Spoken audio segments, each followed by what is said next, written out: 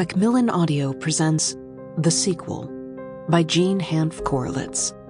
Read for you by Julia Whelan.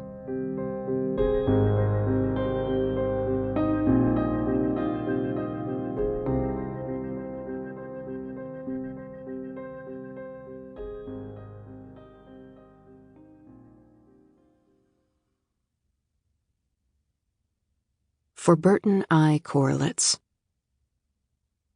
All novels are sequels. Michael Chabon. Part 1. Chapter 1. It Starts With Us. First of all, it wasn't even that hard.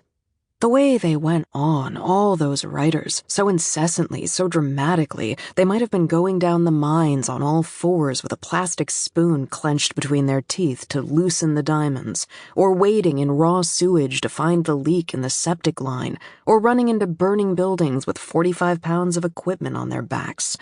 But this degree of whining over the mere act of sitting down at a desk, or even reclining on a sofa and typing? Not so hard. Not hard at all, actually. Of course, she'd had a ringside seat for the writing of her late husband's final novel, composed, or at least completed, during the months of their all-too-brief marriage.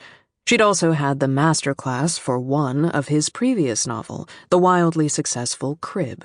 True, the actual writing of that novel had predated their meeting, but she'd still come away from it with a highly nuanced understanding of how that extraordinary book had been made, its specific synthesis of fiction, his, and fact, her own. So that helped. Another thing that helped? It was a truth universally acknowledged that finding an agent and then a publisher were hoops of fire that anyone else who wrote a novel had to face, but she, herself, was to be exempt from that particular ordeal.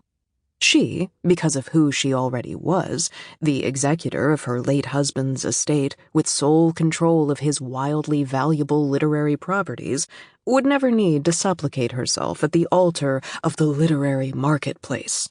She could simply step through those hoops to effective, prestigious representation and the Rolls-Royce of publishing experiences, thanks to Matilda, her late husband's agent, and Wendy, his editor, two women who happened to be at the apex of their respective professions.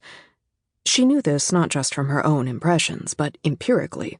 A certain disgruntled writer had taken revenge on the publishing monde by ranking every editor and agent from apex to nadir on his website, and making public their email addresses, and even people who thought him otherwise demented admitted that his judgment in these matters was accurate. Having Matilda and Wendy was an incalculable advantage. The two women knew everything there was to know about books, not only how to make them better, but how to make them sell. And she, personally, had zero interest in writing a novel if it wasn't going to sell like that other novel, the one nominally written by her late husband, Jake Bonner, though with certain unacknowledged assistance. Initially, she'd had no more intention of writing a novel than she had, say, of starting a fashion line or a career as a DJ. She did read books, of course, she always had, but she read them in the same way she shopped for groceries, with the same practicalities and, until recently, eye on the budget. For years, she had read 3 or 4 books a week for her job producing the local radio show of a Seattle misogynist, dutifully making notes and pulling the most sensational quotes, preparing Randy, her boss, to sound like he'd done the bare minimum to prepare for his interviews.